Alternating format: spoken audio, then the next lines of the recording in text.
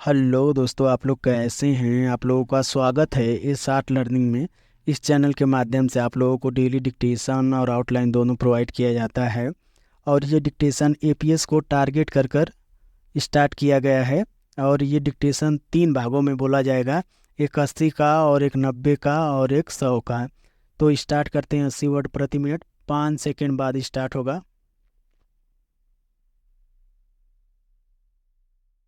Start. Om Birla का लोकसभा अध्यक्ष पद के लिए लगातार दूसरी बार ध्वनि मत से चुना जाना स्वागत योग्य है।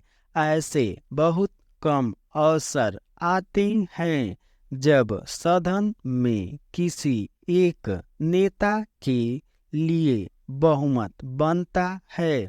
ओम बिरला ऐसे विरल नेताओं में शुमार हो गए हैं जिनके नाम पर 18वीं लोकसभा में बहुमत बना है। हाँ, अगर विपक्ष मंगलवार को ही उनके नाम पर सहमत हो जाता तो बुधवार को ध्वनिमत से चुनाव की भी नौबत नहीं आती। विपक्ष ने लोकसभा अध्यक्ष पद के लिए अपने उम्मीदवार को आगे किया तो मतदान की नौबत आ गई। खैर, लोकसभा में ओम बिरला को आसन तक पहुंचाने के लिए जिस तरह से प्रधानमंत्री नरेंद्र मोदी के साथ साथ राहुल गांधी आगे आए,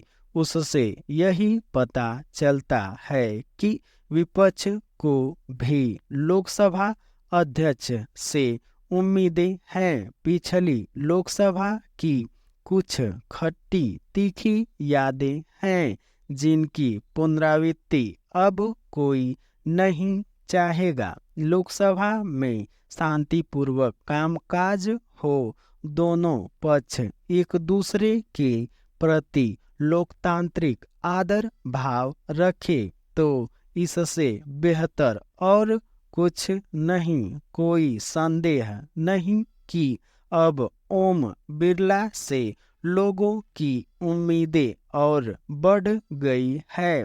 ऐसा अवसर बहुत कम आता है जब लोकसभा में अध्यक्ष के रूप में किसी को दूसरा मौका मिलता है। आज से करीब 39 साल पहले बलराम जाखड़ को दूसरा मौका मिला था। वह 7वीं और 8वीं लोकसभा के अध्यक्ष रहे थे। साल 1989 के बाद 8 अध्यक्ष हुए, पर कोई भी अपने कार्यकाल को दोहरा नहीं पाया। 18वीं लोकसभा की सौभाग्यशाली थी कि उसे अनुभवी अध्यक्ष मिला था और अब 18वीं लोकसभा को भी इसी श्रेणी में रखा जा सकता है।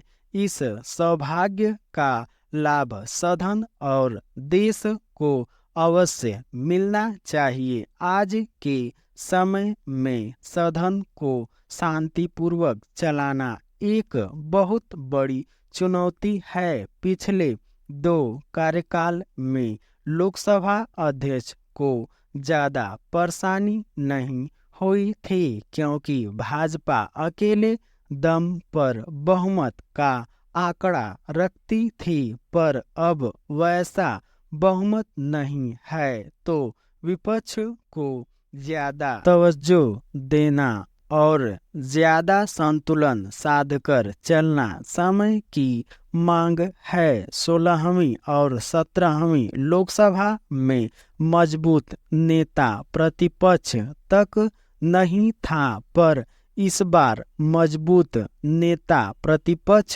की वापसी हो रही है तो अनेक अवसर आएंगे जब सियासी टकराव की नौबत आएगी तब लोकसभा अध्यक्ष को अपनी व्यापक संवैधानिक भूमिका का कुशलतापूर्वक निर्वहन करना पड़ेगा। ऐसे में उनके पास मिलकर चलने का कोई विकल्प न होगा।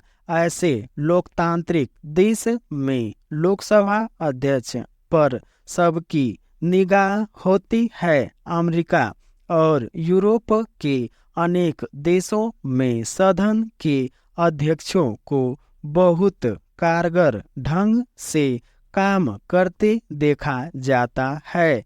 हम भारत में भी अनेक लोकसभा अध्यक्षों को बेहतर काम करते देख चुके हैं और ध्यान रहे उन सभी को सदन का पूरा साथ मिला था। वास्तव में जब सत्ता पक्ष और विपक्ष के नेता उज्जवल लोकतांत्रिक परंपराओं की पालना करते हैं तब लोकसभा अध्यक्ष का काम आसान हो जाता है।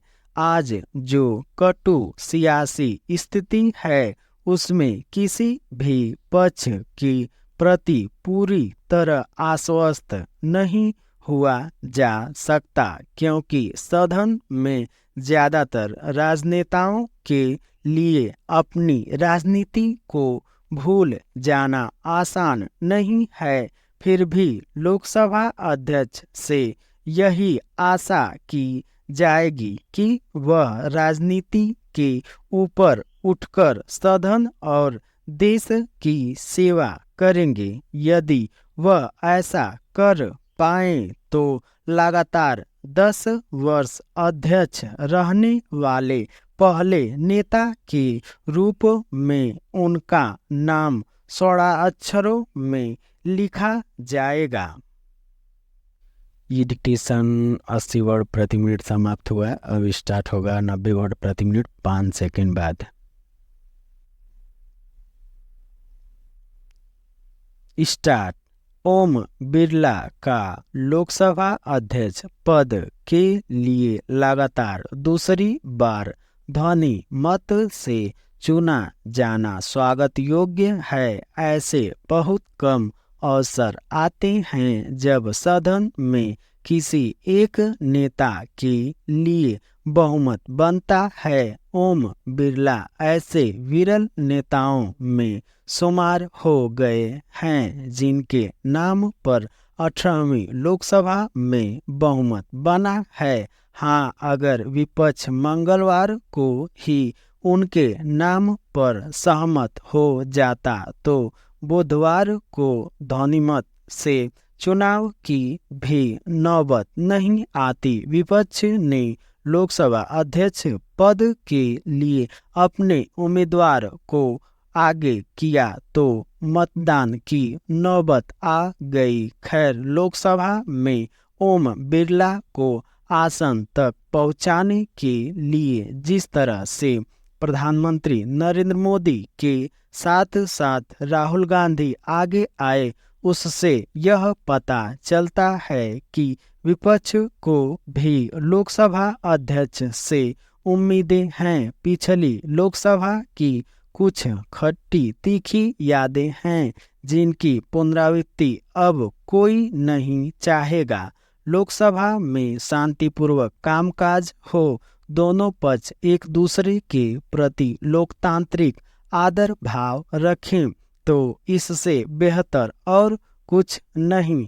कोई संदेह नहीं कि अब ओम बिरला से लोगों की उम्मीदें और बढ़ गई हैं। ऐसा अवसर बहुत कम आता है जब लोकसभा में अध्यक्ष के रूप में किसी को दूसरा मौका मिलता है। आज से करीब 39 साल पहले बलराम जाखड़ को दूसरा मौका मिला था।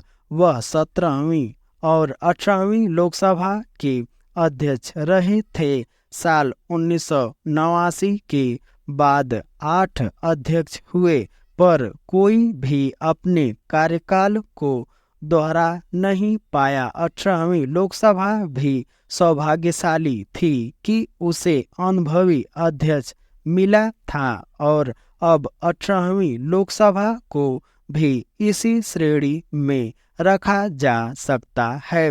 इस सौभाग्य का लाभ सदन और देश को अवश्य मिलना चाहिए। आज के समय में सदन को शांतिपूर्वक चलाना एक बहुत बड़ी चुनौती है। पिछले 2 कार्यकाल में लोकसभा अध्यक्ष को ज़्यादा परेशानी नहीं हुई थी क्योंकि भाजपा अकेले दम पर बहुमत का आंकड़ा रखती थी, पर अब वैसा बहुमत नहीं है, तो विपक्ष को ज़्यादा तवज्जो देना और ज़्यादा संतुलन साधकर चलना समय की मांग है। 16वीं और 17वीं लोकसभा में मजबूत नेता प्रतिपक्ष तक नहीं था, पर इस बार मजबूत नेता प्रतिपक्ष की वापसी हो रही है, तो अनेक अवसर आएंगे।